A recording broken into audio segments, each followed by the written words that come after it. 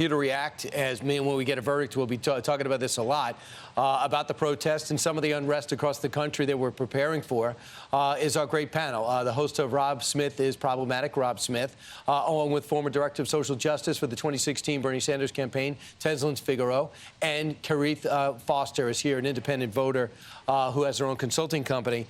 First off, Karith, let's start with you. What are they protesting?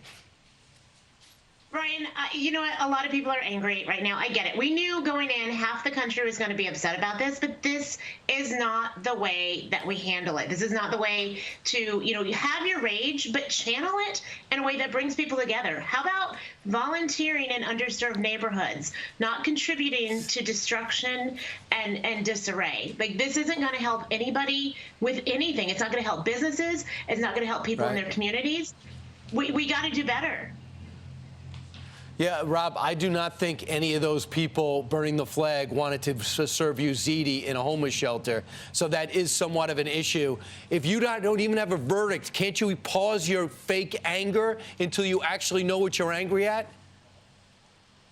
I don't think so. I mean, look, these cities and these businesses were boarded up over the past week. We saw this happening in Beverly Hills. We saw it happening in New York City. We saw it happening in D.C. And they were not boarded up because they thought Trump voters were going to revolt. They were boarded up because of Biden voters. Now, we have seen this stuff over the past few months with how they've reacted with all of this rioting in all of these different cities. They have been trained to react if they don't get their way in this violent way. And they, thought that things weren't going their way last night. Right. Can I go to you, Tezlyn? Let's talk about Kenosha. We know about the riots. We know the president went there. We know these cities were destroyed because of the shooting that took place. And we see where this went. Kenosha seems to have gone heavily for the president of the United States.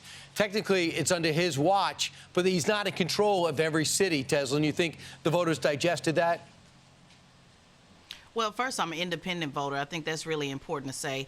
But the same way you said that it happened on his watch, that's the same thing that we're seeing with the other protesters. If he's not in control of what happened with Kenosha, then he's also not in control of what happened right now on the West. And that goes the same for the left. It's also not in control of people exercising their right to protest. As a veteran, I would say that people certainly have the right to protest. Whether people agree with the timing of the protests or not is another conversation. But the reality of it is people do have a right, and guess what? It's just a handful of people. Millions of people voted last night. So I'm really not buying into this fear factor that, there's going to be a civil war that starts tomorrow. The bottom line is most Americans will be clocking into work like they normally do on Twitter during their break, and so that they can pay their bills on next week. So this is not some massive disarray that's about to happen all over the country. There will be people who are upset because fear has been stoked on both sides, the Republicans as well as Democrats.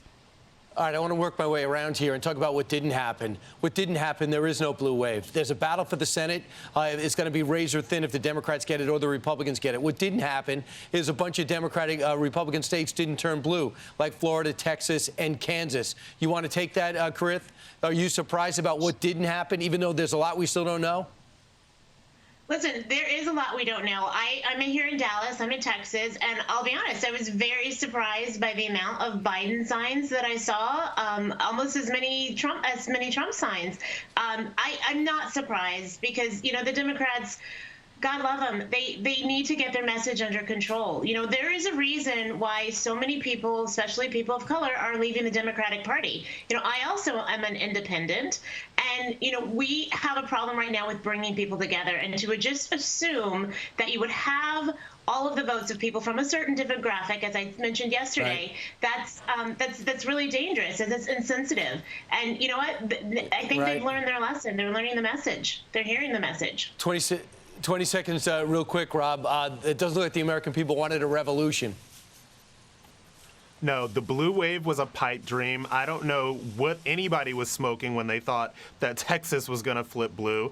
And the polls were all wrong, just like they were in 2016. There's a lot of lessons to be learned here, and we're going to learn them over the next few days.